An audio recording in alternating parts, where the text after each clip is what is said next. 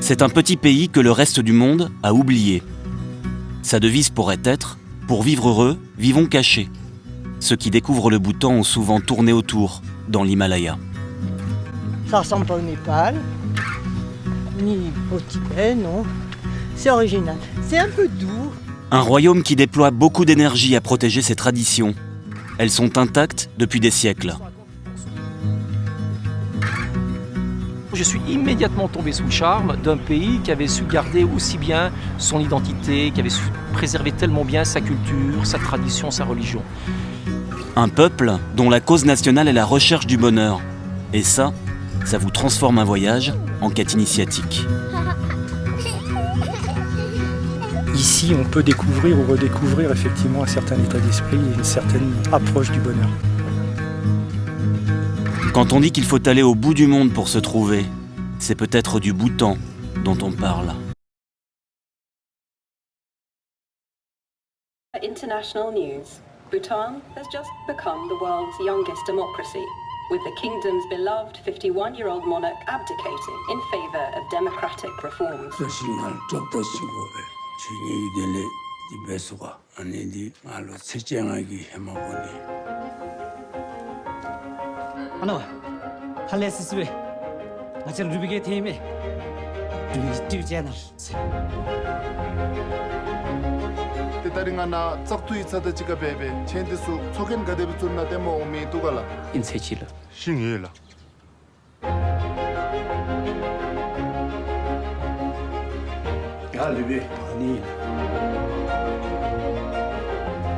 Oi, avidi, quel autre doit m'y chimena? Les bébés dit qu'on est kengala. 같이 골리는 Election de la.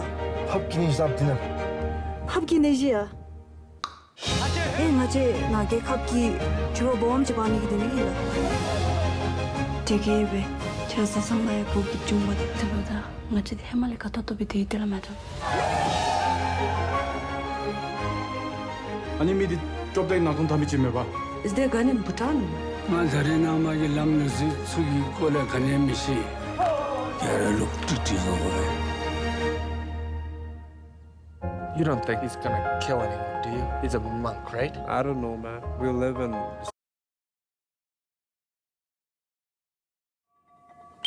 Karmaoura est philosophe. Il a été chargé de fabriquer la recette du bonheur. Karmaoura a sélectionné 72 ingrédients qu'il a testés auprès des habitants. Par exemple, l'utilisation du temps, la connaissance de la nature, la confiance dans les institutions, le niveau de vie et le bien-être psychologique. Il distingue les émotions positives, comme la compassion, la sérénité, la générosité, des émotions négatives. C'est la frustration, l'égoïsme et la jalousie. Nous les mesurons. Quel est le pourcentage de gens qui ressentent fréquemment des émotions négatives ? Par exemple, vous pouvez voir la distribution des émotions négatives district par district. Et c'est dans la capitale que le niveau est le plus élevé. Karmaoura va transformer toutes ces données en un chiffre, après d'obscures opérations. L'indice du BNB est égal à 0,64, bon score paraît-il. Le gouvernement va chercher à l'augmenter. Si on le compare à bien d'autres pays, malgré le fait que nos revenus financiers soient bas, le peuple bhoutanais est un peuple très heureux. La raison, c'est que les revenus financiers ne sont pas la clé du bien-être. Pour les autorités bhoutanaises, le BNB est même plus important que le PNB. Pratique quand on est un pays peu développé. Malin aussi, car l'idée est une belle vitrine pour les Occidentaux. Oula, ça devient compliqué là. Nous soumettons la recette à nos Français. Mettre des pourcentages. C'est toi qui cherches à mesurer. D'abord, scepticisme. C'est pas mathématique, toutes ces histoires-là, enfin, je trouve. Mais très vite, ils se projettent. Surtout Philippe et Geneviève, qui ne sont pas retraités, mais cadres. Moi, à titre personnel, je pense que j'ai beaucoup de temps à me consacrer au travail. Que ce soit personnel ou en France. Je pense que dans l'ensemble, il y a quand même s'il y a des gens qui sont aux 35 heures, je pense qu'il y a beaucoup de gens qui n'y sont pas et voire pas du tout. Il y a très peu de personnes qui ont une vie personnelle, intense, profonde, qui prennent le temps bien de faire un peu ce que moi j'appelle de l'introspection, c'est-à-dire de se situer par rapport aux autres. On est dans une situation, on consomme et on veut avoir plus que le voisin, on est très individualiste.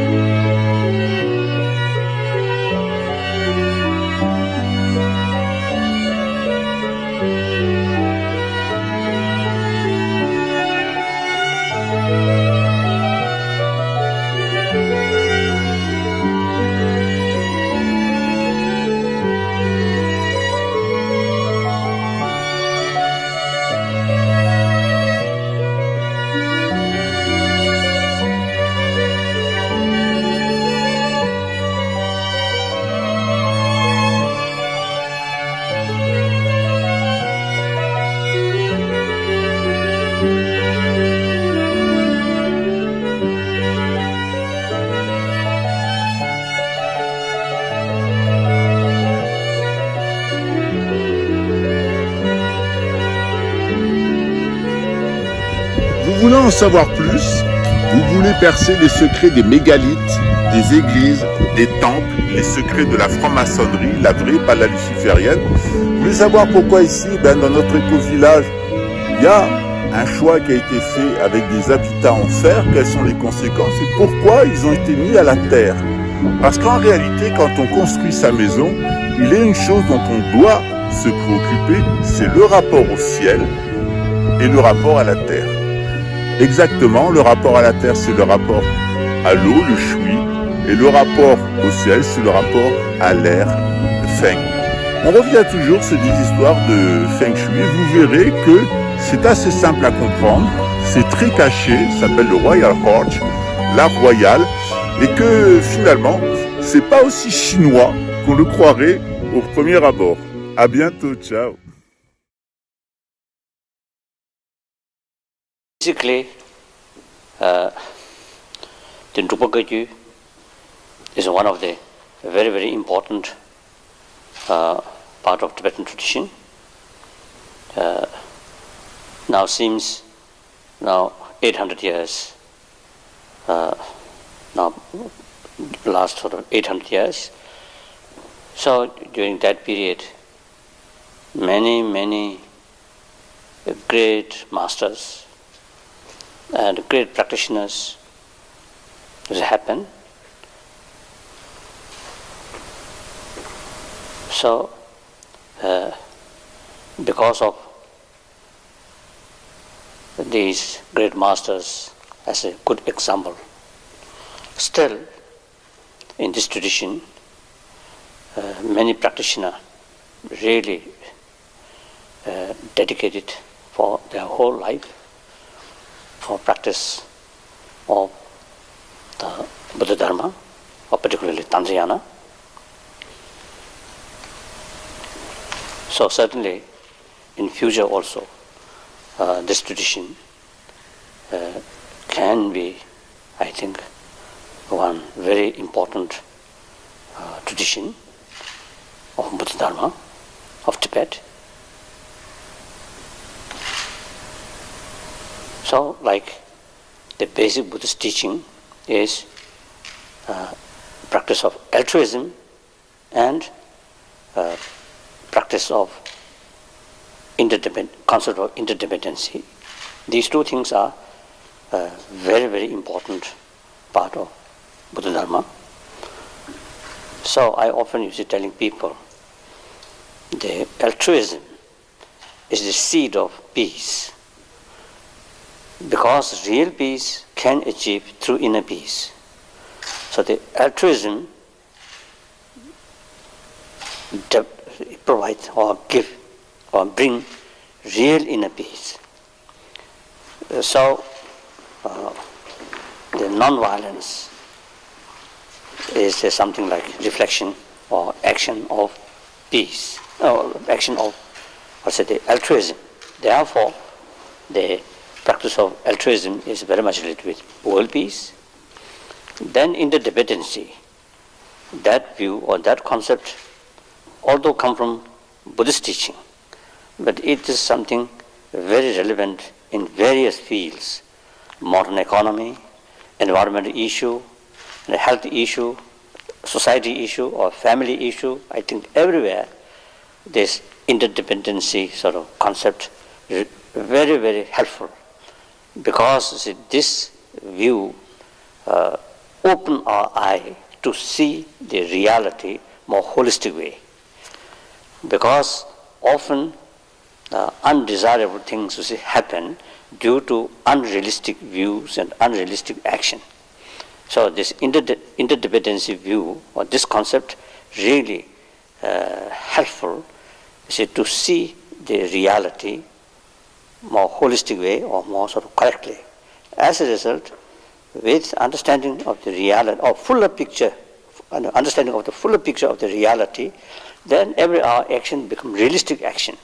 Realistic action brings desirable sort of result. And also the interdependent or dependent and arising sort of view, and also quite similar that of modern scientific view. So like that. Thank you.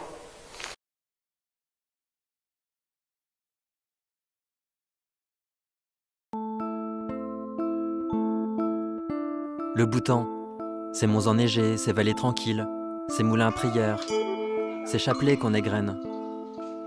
La vie coule ici paisiblement. Mais à y regarder de plus près, et il ne suffit pas d'avoir les idées mal placées, des phallus s'érigent à l'entrée des habitations.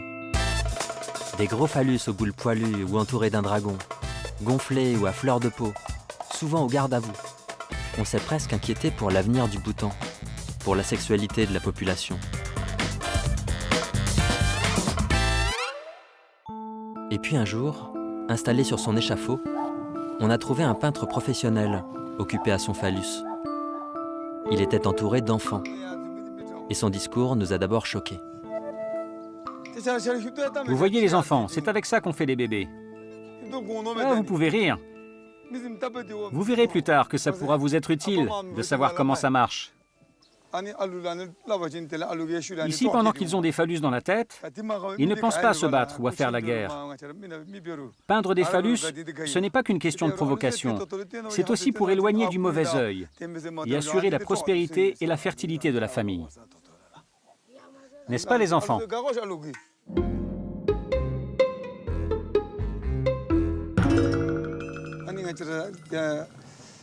Le phallus fait partie de nos traditions. Son rôle protecteur, on le doit à Drukpa Kunle, un yogi qui a amené le bouddhisme chez nous. Crazy wisdom is Chogyam Trungpa Rinpoche's word. It's his coinage.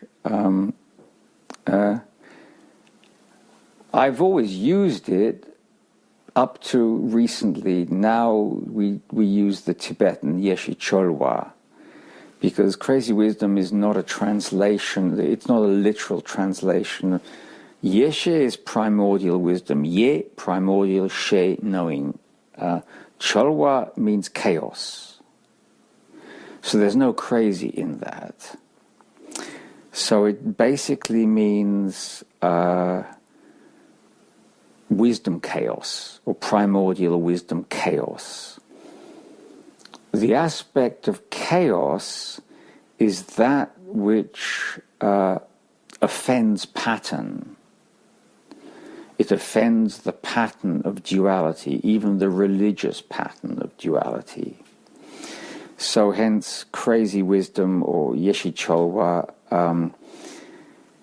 Now, there's an area of confusion that has arisen even with Tibetan lamas as to the nature of two particular modes of unconventional behavior. One is called Yeshi Cholwa, which is connected with Dzogchen. The other one is Myun Haruka, which Myun is actually crazy. That's the word, and Haruka or Traktung is blood drinker. Traktung is the word used, or Haruka, about wrathful awareness beings. Now, Myun Haruka is shocking. It's different from Yeshi Cholwa. It's shocking because it turns things upside down. And it has a great deal in connection with overcoming the pure-impure dichotomy. So there's a lot of snake and scorpion eating goes on. The 5 meats, the 5 nectars, taking those as actual perhaps. So there's excrement, pus, urine, feces, whatever. The 5 meats, horse, etc., pig, human meat. These are things that could be eaten. Mostly it's symbolic, but lamas such as Drukpa Kunle would be Myun Haruka. They would act outrageously. They would overturn social mores. This is very much Myun Haruka. This is different from Yeshi Cholwa. Yeshi Cholwa does not set out to shock. It may shock, but it has no intention of shocking. I would say it's more akin to some kind of Vajra whimsy. So the person simply does not accord with formula in any way. Now that need not be shocking. I might, fortunately I'm not a crazy wisdom master, I might pass you an envelope stuffed with £50 notes and say, oh, you can have that. That might be shocking, but it might be pleasurable also. So Yeshi Cholwa is really something that is, you can't really explain what it is as you can explain what Myun Haruka is. That's quite easy to explain. You can look at lamas such as Drukpa Kunle. You can look at Chogyam Trungpa Rinpoche as well and say they conform to that model. But Yeshi Cholwa does not conform to any model at all. And I think particularly it has nothing to do with predictable behavior. So sexually abusing students is not Yeshi Cholwa, primarily because it's predictable. That people in positions of power who abuse positions of power, what they do is predictable. Now, how is this crazy? This is highly predictable. Financial abuse is highly predictable. So if it's predictable, it's not Yeshi Cholwa. Yeshi Cholwa has to be unpredictable. I always remember Chima Rigzon Rinpoche in the middle of a Bardo Turdol empowerment with his bell and damaru, he's chanting, and he suddenly sniffs his armpit and says, somebody once told me I smell. Do you think I smell? And he just continued. I was sitting there and I thought, did I just drift off and have a daydream there, or did that actually happen? So I turned to the gentleman next to me. I said, did you? He said, yeah, yes. He'd never done it before. He never did it afterwards. So it wasn't a habit of his to do that. So I always used to describe him as unpredictably unpredictable. He would just come out of left field. Excuse the Americanism, but he would do things that were just, you just didn't understand them at all. And they weren't particularly shocking, they were just strange, completely. What was that question you once asked you about women, about orgasms? Oh, yes. That was, I think it was when you were introducing me to him. But as your girlfriend. I think I'd met him before, but we're now in a different relationship. And he said to me, do women ejaculate? Do you think women ejaculate? And obviously it was a complete emptiness experience. He hadn't said anything else to me. In fact, I don't think he'd ever said anything personally to me before that anyway. So I said, yes, I think they do. And then we just passed into normal conversation after that. I'd never heard him ever ask anyone a question like that before. It was extraordinary. And then there was a gentleman once who was dying of cancer, and there was this whole, this was outrageous. There was a whole discussion going on as to whether he was going to die. And some people thought he was going to die, others didn't, and then... And this was at a public teaching. A public teaching. And then he said, I say Ajita does not die. And then he asked me what I thought, and I said, well, Ajita can't die, because Ajita means deathless, you see. So he was just making a joke. The whole thing was a joke. But I don't think anyone understood it. They just found it bewildering. But the interesting thing was that Ajita himself understood the joke. And so it was basically for him. And the only way I could understand it in the end was that it was a deeply touching and intimate joke.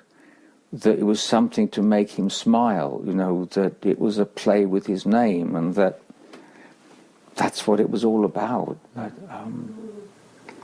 and I had to take that as sort of a personal teaching to me, because at the time I was a hospice care nurse. And, I mean, obviously well aware of the fact that you have these conversations about dying and death, and that they should be there, but not in a public setting, not like that. And I remember talking to you on the train on the way home, saying, you can't do things like that. But that was just my set ideas of how things, or it was my perception of the event. I wasn't perceiving it as a personal thing between them. Yeah, you could see him. I could see him smiling at the back, because he knew it was a joke, and that he didn't have much time left to find anything funny. But so. That was, he appreciated the humour of it. Yeah.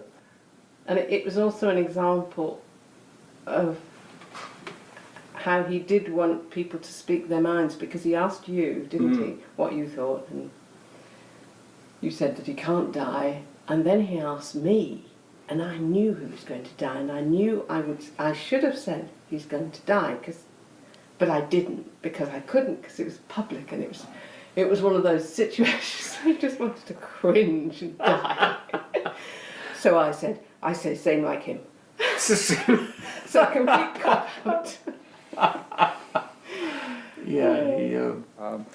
The next thing, I'm in London, I go to see Jim Rosen and Boucher, and I said, well, I think I ought to tell you that, Dejan and I are getting together, just to let you know, but we're not telling anybody at the moment. It's a secret. It's only you know this. Right?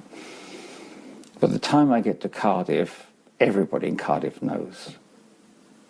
It took that long for him to just broadcast it. So we were sort of used to him doing things like this. And why it was particularly that he didn't want us having a secret, I have no idea. I never asked him, but it was very funny when we found out, and it was somewhat of a relief too, because we thought, well, that's just what's happening. So yes, crazy wisdom. He sort of veered between Myon Haruka and Yeshe Cholwa in his manifestations. It's not that you have to book on to use one or the other, but those are the two modes, and they get confused with each other. And one Lama who understands this is Tuku Dakpa Rinpoche, and he in fact told Bacha, one of our students, that not many people understand this differentiation, and that most people think of it as Myon Haruka, the shocking behavior. But you know, yet neither are called crazy wisdom. That's sort of a split between them. The crazy belongs to the Myon Haruka, not to the Yeshe Cholwa, the Dzogchen mode. That's simply primordial wisdom, chaos. And the chaos is not that you create chaos, but simply that it doesn't accord to any pattern. It doesn't accord to a religious pattern either. So it doesn't accord to renunciation, that one doesn't necessarily look like a renunciate, because that's as much of a fashion as anything else. What's the effect over time of being exposed to that sort of a person? Well, it was only for relatively short periods with Chimerisan Rinpoche. It's hard to say, really. When you're involved with something to such a degree that it's your entire life, then it's simply the experience you're having. I wouldn't know what somebody else's experience was. I think it would depend why you were doing it. I mean, I think that I actively wanted him to mess with me. I think if you're messed with, and it's something that you don't want or haven't agreed to in yourself, it's another thing. The reason I decided to ask him to be my teacher for a period of time, because Kunzang Dorje Rinpoche had told me there'll be a period where we won't see each other for 12 or 13 years. And in that time, you should study with, he gave me a list of different lamas, and Chimerisan Rinpoche was one of them. He also mentioned Chagdud Tulku and a few other lamas, but I just so happened that I'd already met Chimerisan Rinpoche, and I thought, yes, I'd like to study with him. And the reason was because we entertained him to dinner. Kandradesh and I weren't together at that particular point. This was earlier. And I got in a Chinese meal, and a nice Chinese meal for him and his daughter. And I also got in some cheese, because I know he likes cheese. And part of it, I got Stilton, and I got an entire round of brie, about this large, about that thick, because I thought, however much anyone likes brie, there'll be some for me. So after lunch, Chimerisan Rinpoche cut himself off a little piece of brie, ate the brie and said, "This is very good." He then picked up the whole round and ate it, all of it. And it was then that I thought, oh, you really are going to mess with me, aren't you? You're obviously the ideal teacher. So it didn't stop there, though. Then we went on to the place in Bristol where he wanted me to take my slides and give a slideshow. And then he'd comment on the slides. And he got them to melt down the Stilton that I bought as well. So they melted it, and he asked me to go out and buy chilies. So I bought a big bag of chilies, and he was dipping them into this Stilton and eating these raw chilies. And he said, "You trying?" I said, "I'd rather not, Rinpoche." I said, "They have a really bad effect on me." He said, "No, these are very sweet." So I said, "You want me to eat one?" I said, "Right." I dipped it in the Stilton. And actually, he was right. I crunched into it, and it was sweet for a minute second, and then it exploded in my mouth. And, oh, God, he laughed. He also got me a pint of milk immediately and told me to hold it in my mouth and that would cure it. But I thought, this is going to be fun. He's going to do stuff. But somehow I decided I was up for that. I'd read the stories, I'd read about Mahasiddhas, I'd read this stuff, so sure. Now, I don't think I was up for being abused, but I didn't count that as abuse. It didn't feel like abuse, because he got me the milk and he was concerned about me, and he was also extremely kind to me. He answered my questions. He was very supportive. It was a mixed bag. Because he gave me his pair of sunglasses, which were incredibly expensive things. These Tibetan glasses. They're made out of smoky quartz. They're basically like this. It's a little bit thicker, of course, but they're actually polished quartz crystal. And in Tibet, apparently Dudjom Rinpoche had to pay 2 horses for a pair of these glasses, and he just gave them to me.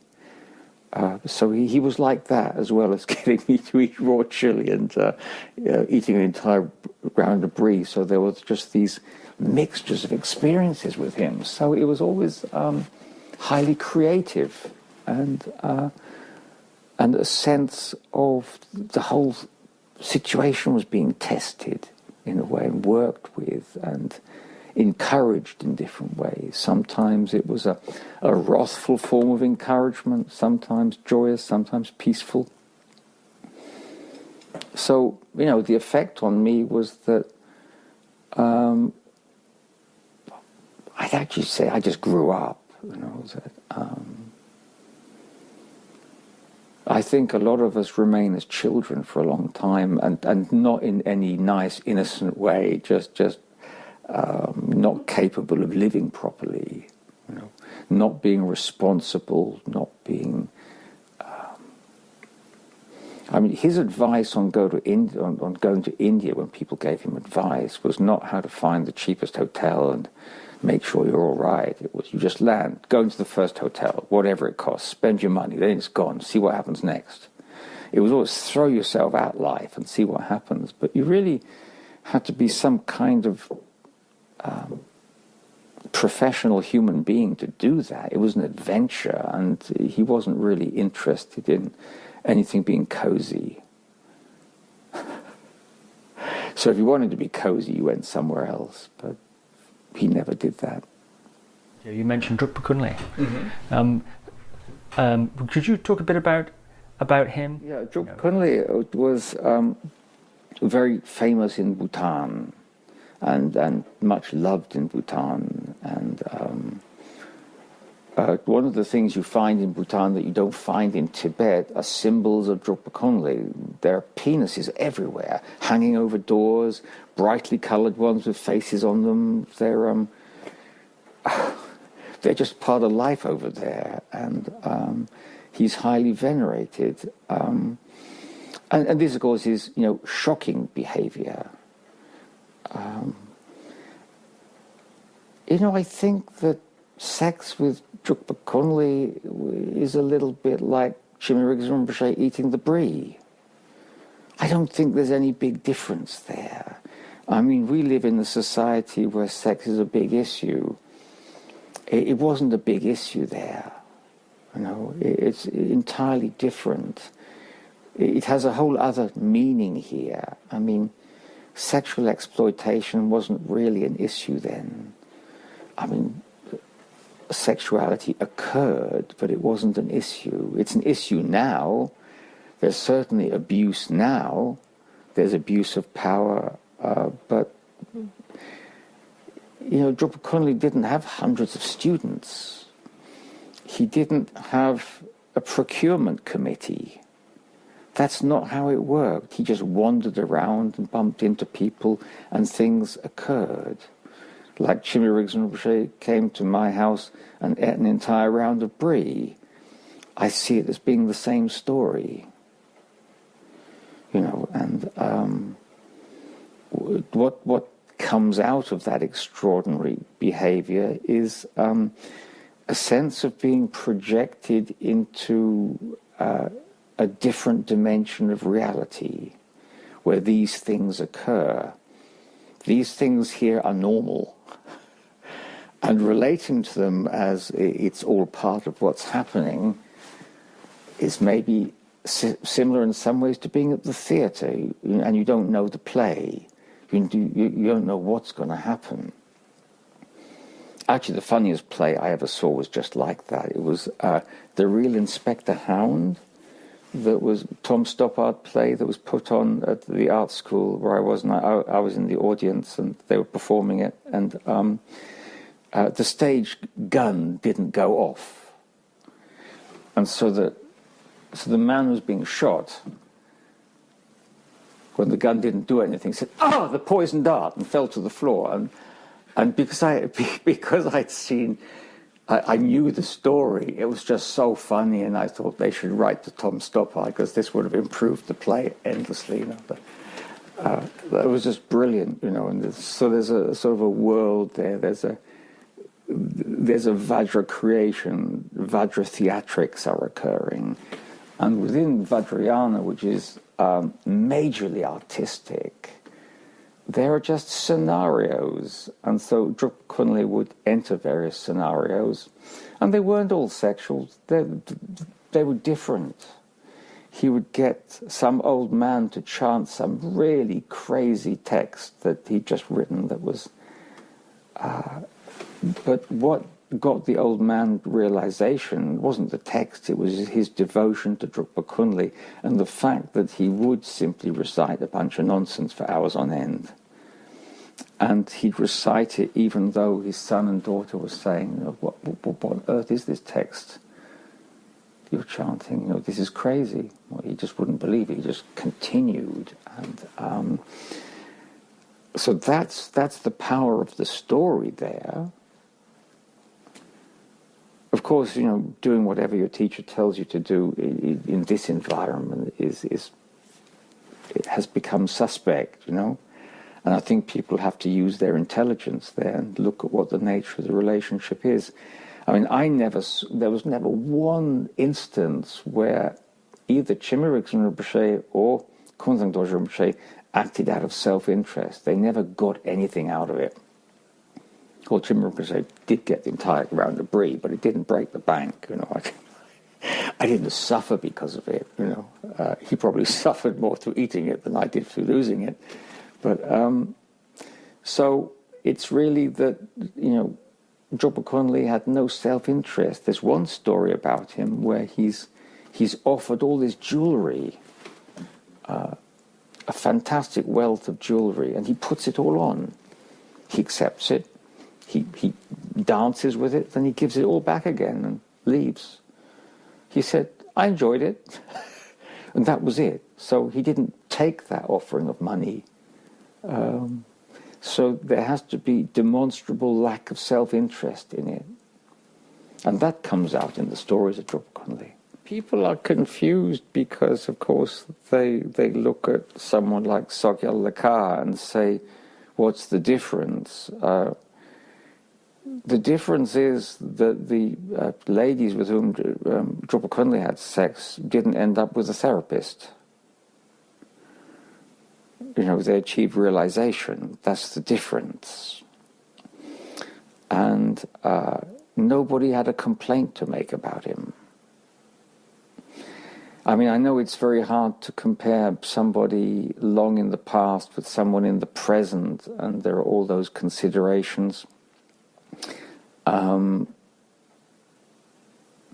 think one of the differences is cultural, in as much as if you lived in Tibet or if you lived in India, there was some expectation that there would be people like this. So it wasn't entirely surprising, and you could either go along with it or not. I think one of the problems now is that there's a similarity between rock music culture and Tibetan lamas. And Tibetan lamas can, if they want, manifest that groupie scene. Now, the difference is that groupies are not expecting anything. Groupies are not expecting to be on the next album.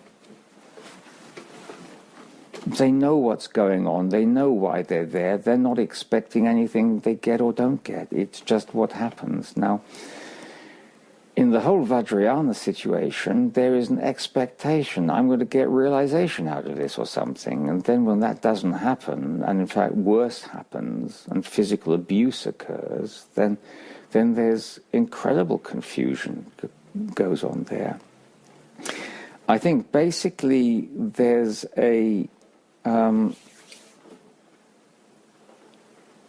what's it called? Math. I'm not good at maths. An equation between how weird it gets and what the good result is. So the more extraordinary the behavior of the teacher, the more extraordinary the realization has to be. It's concomitant. If that's not there, then one has to question what's happening. So all you can do really is look at the stories of Drukpa Kunle. You can't go and interview the people. You've only got the story, and what the story relates is that these people attained realization. Now, whether that was a big clean-up that occurred later or not, who knows? But no one's going to know anyway. You've only got the story. And the story in itself has to be taken as a teaching that extraordinary behavior, extraordinary result. That's what's in the story. That's the only bit that we can use, really. And if there's extraordinary behavior and misery, then this is not the Drukpa Kunle story. I think that's all that can be taken out of it. That's not a method story. It says do this and good things will happen. Yeah.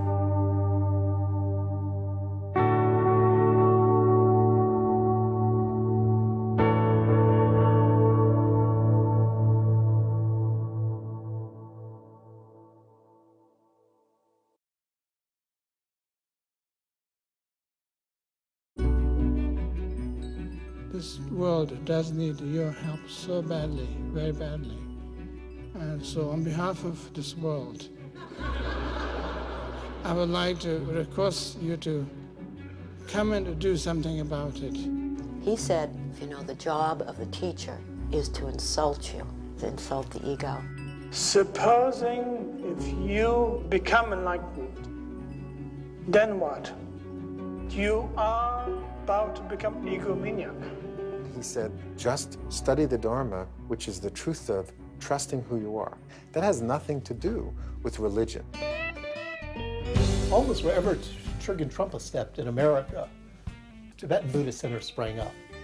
Someone asked him to talk about aggression in America.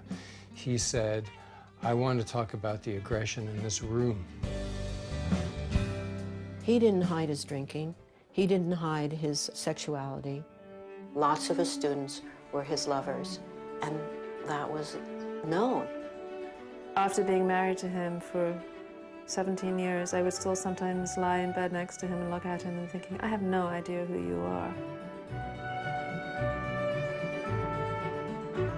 People say to me, how could an enlightened person do that? I do not know.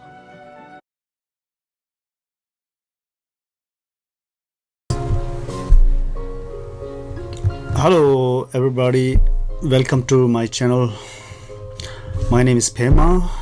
Today I would like to explain you about Kagyu tradition. Kagyu tradition is one of the oldest school of Tibetan Buddhism.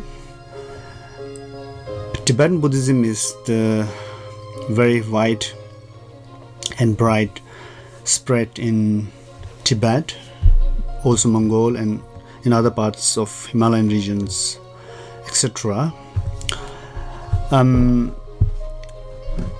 It's really nowadays noticeable everywhere you go. everywhere, all over the world, you can see many Tibetan centers and Buddhist monks and Buddhist followers who are practicing Kagyu tradition. So first of all, it's very important to know how Kagyu tradition started in Tibet as well as Himalayan regions and then all over the world. So now directly go to the point, my point. I mean, today in general I want to talk about the Kagyu tradition. Specifically, I would like to talk about the Drukpa Kagyu tradition, how Drukpa Kagyu started in Tibet, in Bhutan, and all over the world. So, what is Kagyu? So, it's very important, What does it mean, literally? Kagyu means a stream of words, a kind of, whisper, a kind of knowledge which carries on, centuries, for centuries, carried by masters, lamas, monks, over the centuries, many centuries, let's say. And now, what is the definition of Kagyu? There are some general definitions of Kagyu. Kagyu means, the teaching taught by the great Mahasiddha Tilopa. Tilopa was an Indian, and Tilopa, I don't go much details about all these biographies, I just want to tell in a short, because I have to tell you a lot about all these great siddhas and masters. So Tilopa existed in India around 988 to 1069. 988, between 988 and 1069. In this period of time, he was existed once in India, and lived a life of great master. So Tilopa is Tilopa. Tilopa means who make the oil out of sesame oil. So his family's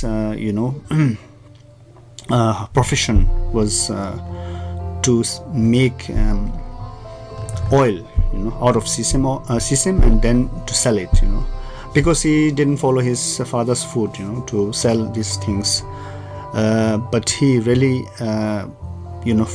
followed the path of spiritual. So he had many great masters, so let's say, so the teaching and the enlightenment teaching which he received from his masters, and he had given it to many other followers, especially his main follower or disciple Naropa. So Naropa was also Indian and a master, great master. So his main disciple was Naropa. So he gave his all teachings to Naropa.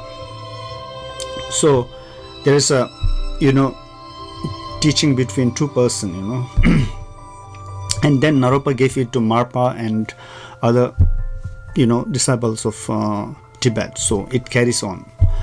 So this carrying of teachings one by one, person to person, the pith instruction or the essence of the yogi lineage or essence of the Mahasiddha or yogic lineage to carry out, or this kind of carrying one by one, life to life, and this is called kagyu. So kind of a stream of carriers of this teaching by person, so that means kagyu. So you have hopefully you understood what I mean, the first definition. And the second definition, let's say the teaching not only remained in India.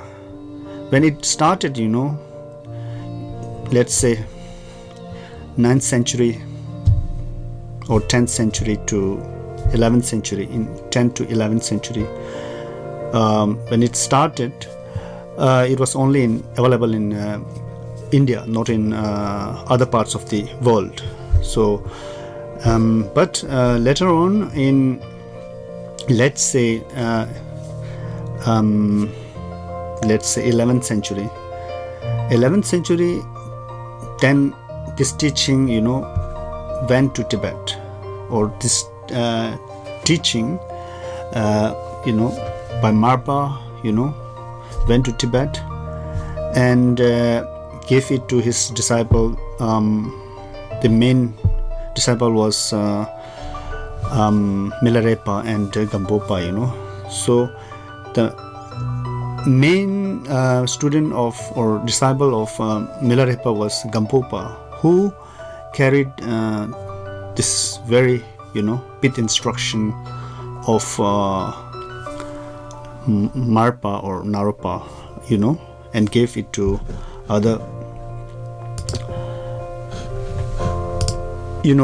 great beings like Gampopa and so on. As you see, so the streams of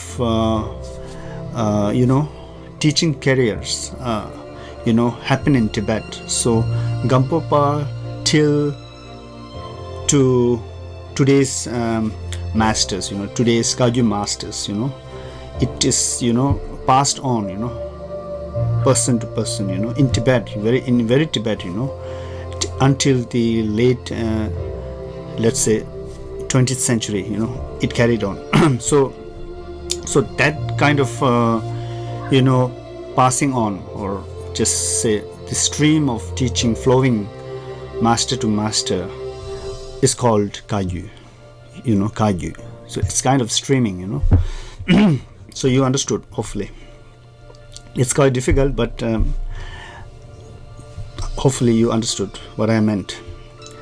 So that is the other explanation.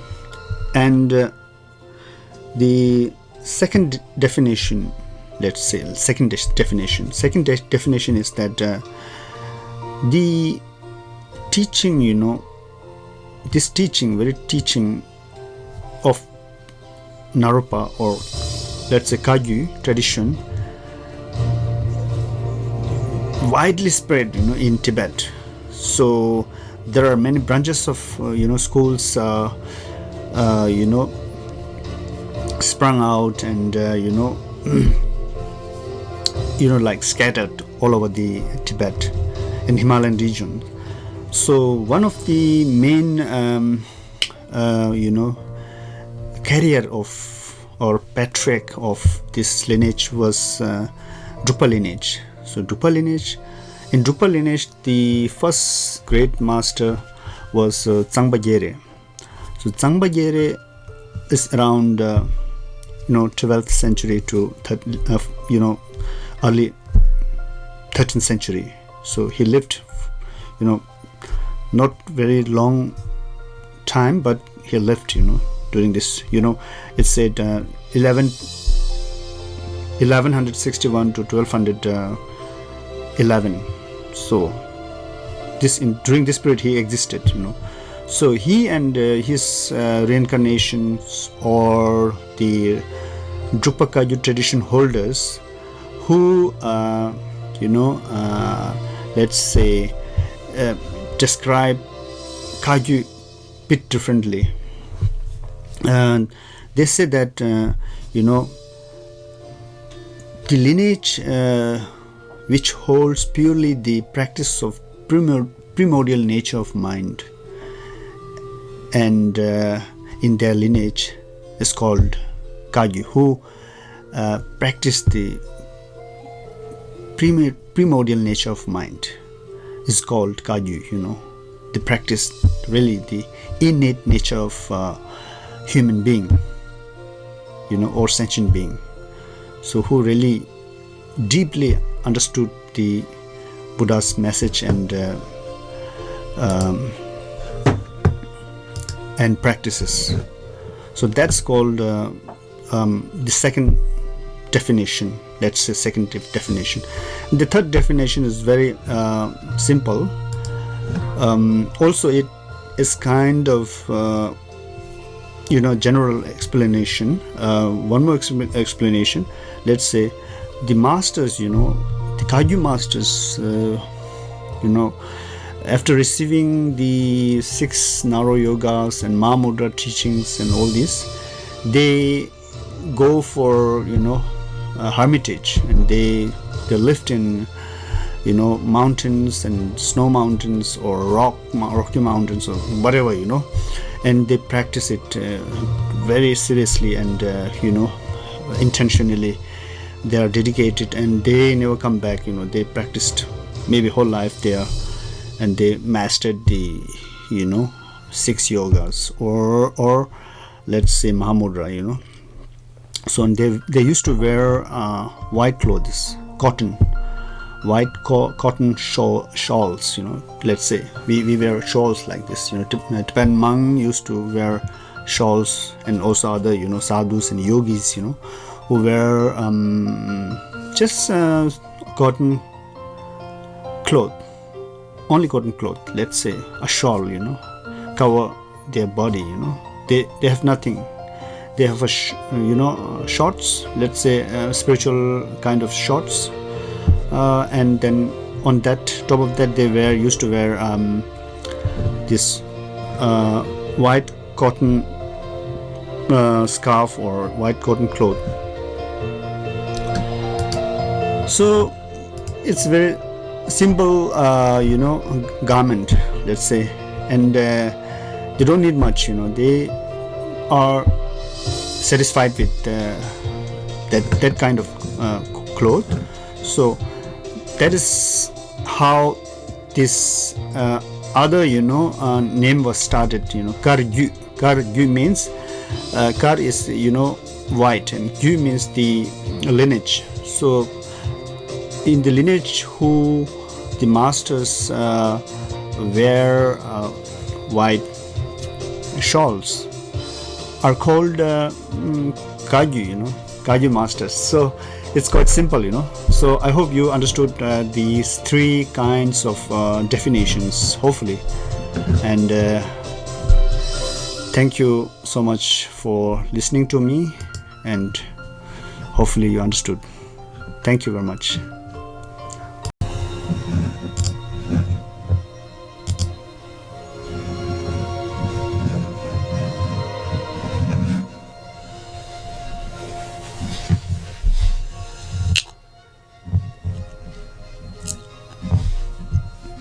Hello everybody, welcome to my channel Yoke Track. Today I would like to tell you the history of Kagyu school in general and Drupa Kagyu school in particular. What is Kagyu school? Kagyu school is one of the oldest Buddhist school of Tibet. Actually, there are many Kagyus or many Kagyu schools in Tibet. Today we're gonna talk about Drupa Kagyu, dragon lineage.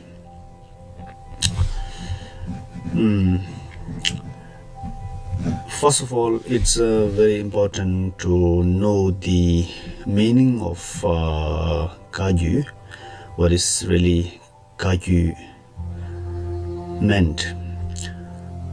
Kagyu means a stream of holy words which carried on like a flow of a river, which flows again and again, endless. So there are many definitions of Kagyu.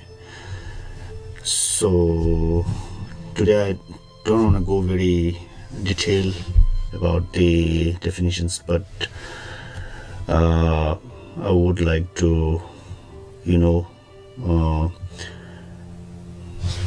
explain you some of these or some of three definitions. The first definition is that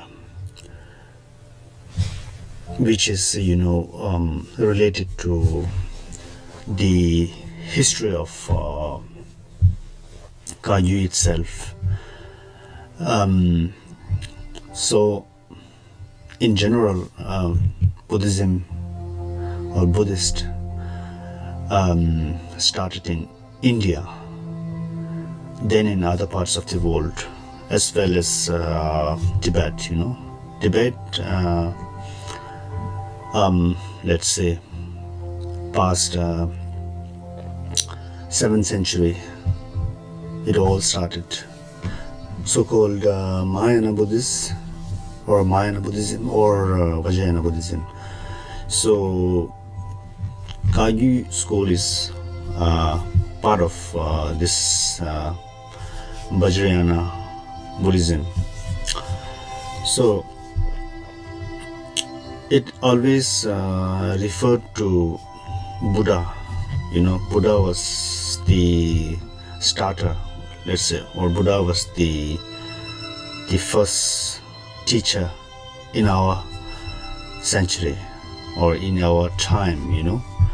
2600 years ago, Buddha started this so-called Buddhist or Buddhism.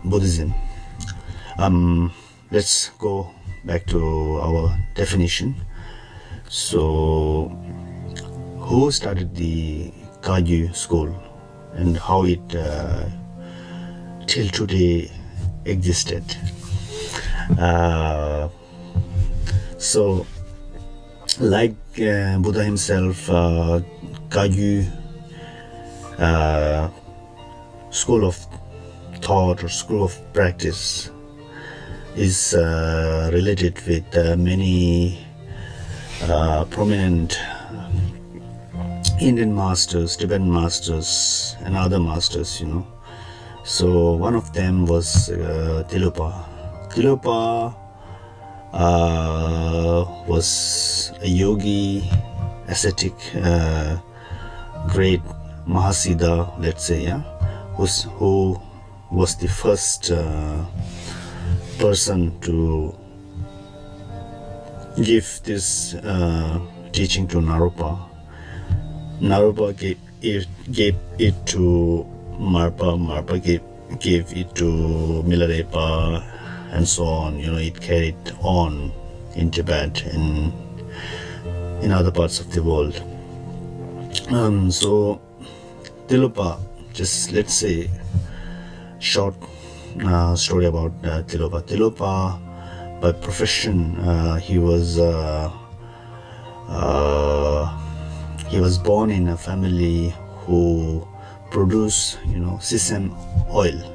That's why Tilopa. Til means in Indian sesame, and Tilopa means who produce sesame oil. Obviously they were oil trader maybe, but he didn't follow his father's step. He was not interested in worldly life. He was really interested in ascetic life. So he met many holy masters and then became yogi and got enlightened in one life. So his own wisdom, teaching, whatever, initiations or transmissions, whatever he had experienced, he had developed, he gave it to the great master of India, Naropa, as I said before. So this flow of teaching, or let's say stream of teaching, is carried on. That's why it's called Ka Gyu. Ka means the teaching of Buddha. And Gyu means stream, or let's say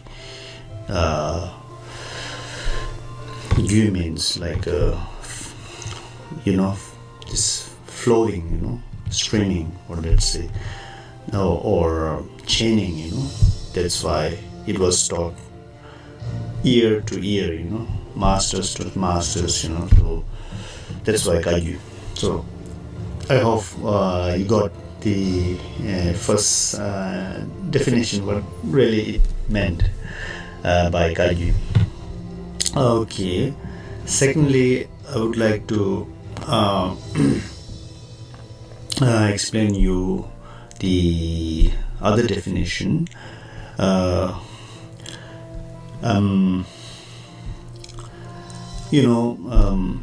As Kagyu tradition or Kagyu teaching, came to Tibet by Master Marpa, he gave it to his many disciples, like Milarepa and Gambopa, so on, So he gave it to his main disciple, Milarepa. Milarepa again gave it to Gambopa, and Gambopa gave it to other masters, So these old masters still to come, I will tell you later, slowly, one by one. And as I mentioned earlier, Tilopa was historically around 988 to 1069. So between this period of time, he was in India, existed, it's like end of 10th century and beginning of 11th century. So quite a lot of centuries back.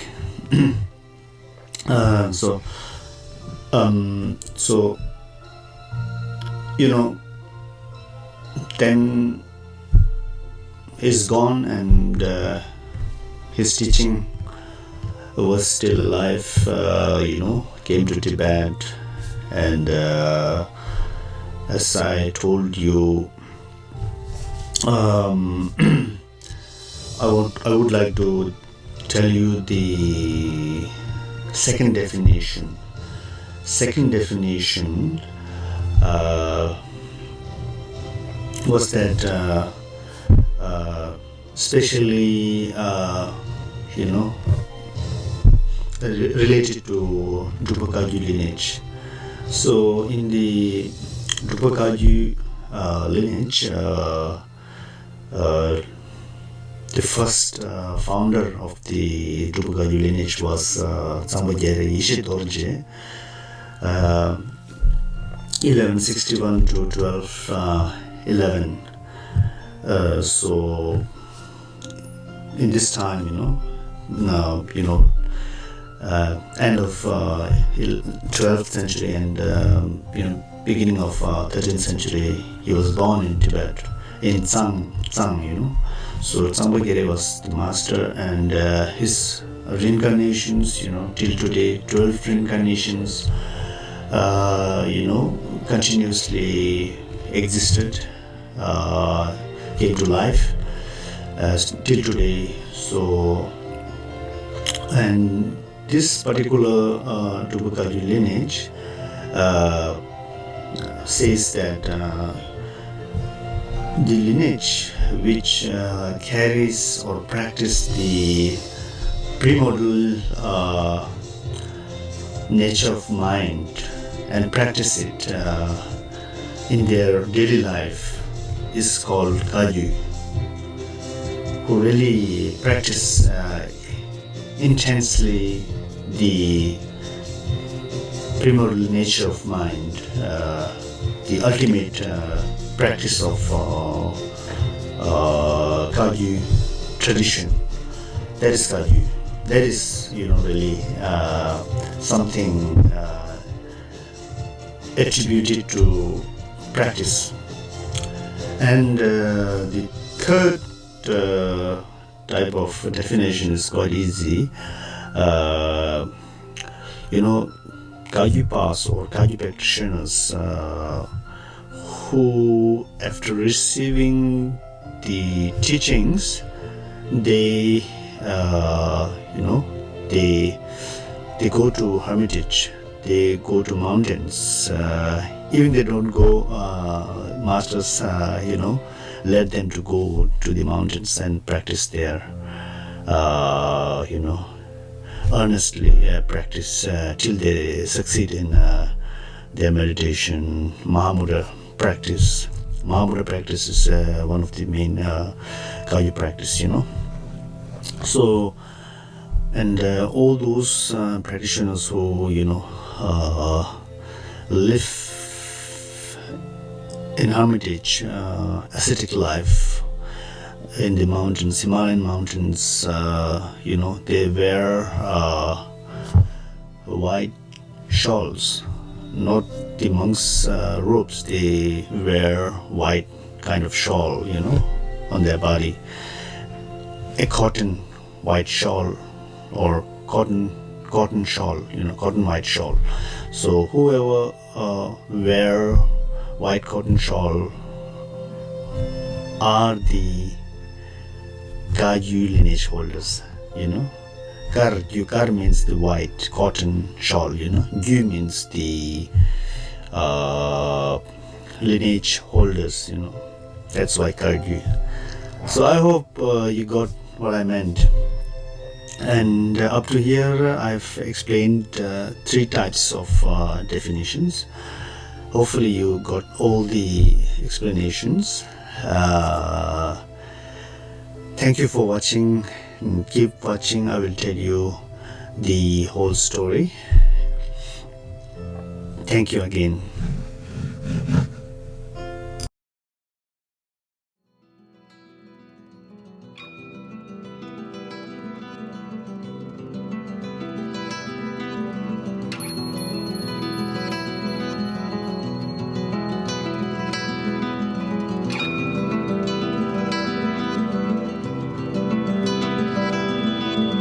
Kanji zai go sa gyo ji han ya harami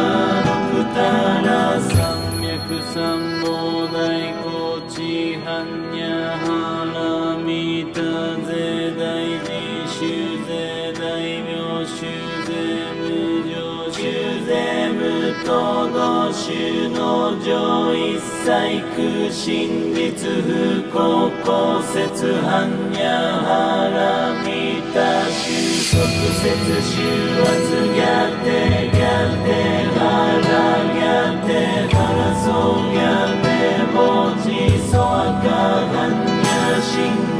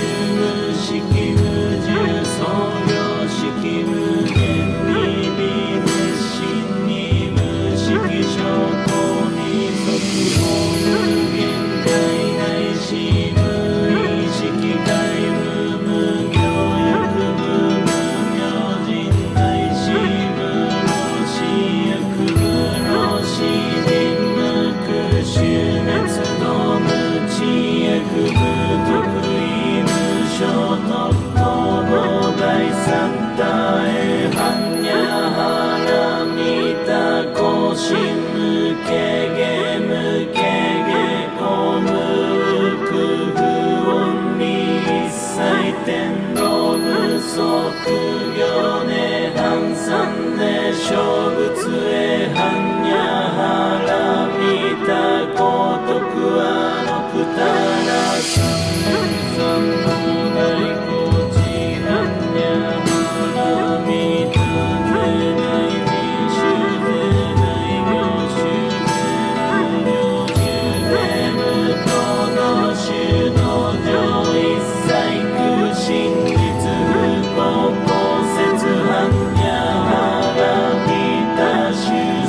説収圧がて